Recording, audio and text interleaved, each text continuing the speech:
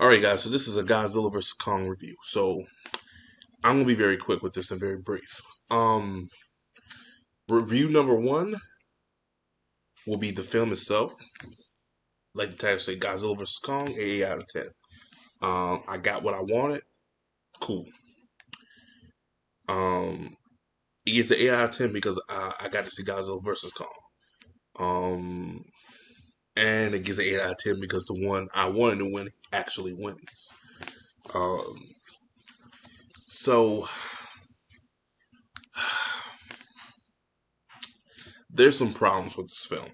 And it all around the human characters. But you can tell Warner Brothers edited like nobody business. Warner Brothers better be very careful with their editing because they keep editing films to the point that fans are going to be boycotting a lot of their films, and they don't want that. However, this was good, but you can tell this was edited because there's a couple actresses that were in here, excuse me, that were supposed to be in here, not in here. It's very weird. Like it's kind of funny because I was expecting them to be here, but they're not. So yeah. So let's see.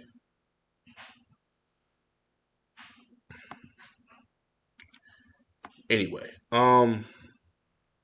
besides the point. So what we get here between Godzilla versus Kong is the storyline is Kong is leaving Skull Island, and Godzilla, like in King of the Monsters, can sense an alpha, can sense another Titan that is an alpha, like King Ghidorah.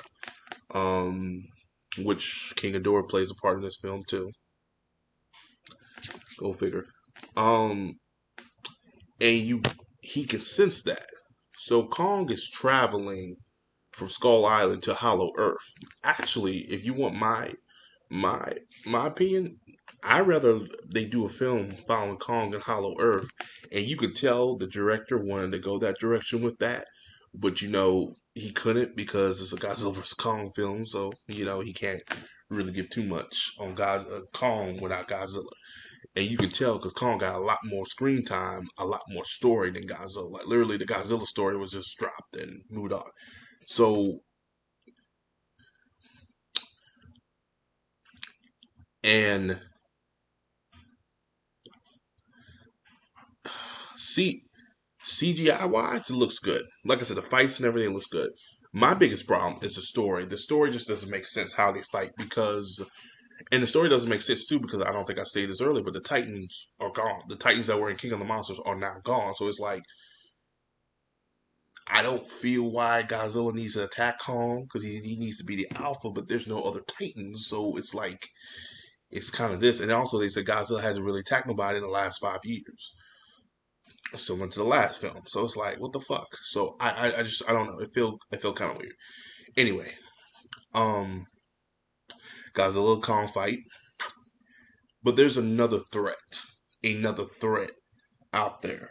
There's a reason why Godzilla's attacking the city is because he sensed another alpha, but it's not Kong. The alpha is Mechagodzilla. Spoiler alert. If you haven't seen it, whatever. Times by two.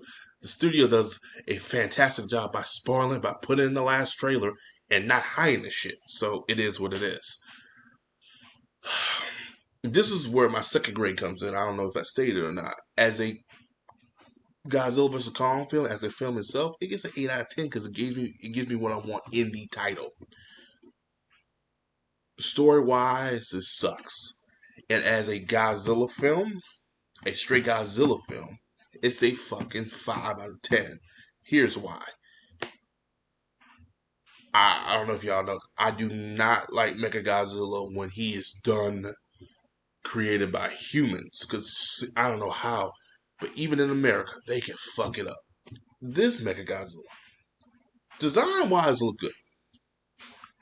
The purpose, the science, and I just don't like. I don't. It's not needed. I like the whole 70s version, just some aliens make them. That makes more sense. But anyway, this Mechagodzilla is created by the I don't know where to get the metal from. That's a whole different story. Another day. Like I said, you keep thinking about the movie, you start asking a lot of questions. I can't do that right now. They get like a skull of King Ghidorah, use it, and another one of it, and uh, which Monarch does a good job of really trying to hide this. I mean, my God. So they get that, and they try to use a like it's something like out of Pacific Rim, like a drift, like a mind drift, and so it can actually function better. However, they need something out of the Hollow Earth to get that type of power from Mechagodzilla to actually function. However, the power they get from Hollow Earth, which is from the story side of Kong and his humans, awakens King Ghidorah in a way and its essence. And then we got Mechagodzilla. The biggest problem with this film is uh the setup to Mechagodzilla. Another problem is it's rushing.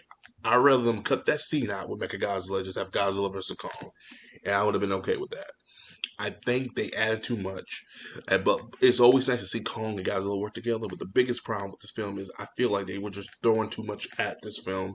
And again, I promise you, I guarantee you, there's a lot of scenes missing out of this film because this film just feels like a Justice League Joss Whedon version, but done right because there's not too much complex and story going on here. It's not like that one because you need it, not because Zack Snyder film. Zack Snyder makes sure you cut my goddamn film, you gonna be having a fuck up film. This one, you cut this film out, you would have been fine because the title says Godzilla vs Kong. You got two main characters that people come to see. They're not speaking, so it makes sense. But you could tell this was cut to all hell. Like I said, 8 out of 10. But as a Godzilla film, it's a fucking 5 because it doesn't make sense. As a Godzilla film, it's not a good film. King of the Monster, I enjoy a hell of a lot more than this one as a Godzilla film. But which film is probably better is probably this one because that one goes through, and the human characters on the Kong side are very good. Like honestly, if they did a Kong film with just following his story with Hollow Earth with those characters, I definitely would follow it. But the Godzilla ones, I'm done. Like literally, I'm done with those characters. I hate those characters. Those characters are terrible. Just do not want them. Do not want to see them. But as a whole, the grading is a 8 out of 10. It's a very good film. If you want to see Godzilla vs Kong on a big screen, I recommend you too. Um, HBO, they're knocking it out of the park. This is what Disney needs to do, but Disney ain't doing. And I said it too. I kept saying it. I said, but we'll talk about that in another video. As always, guys, have a Johnson day. I'll talk to you guys in the next video.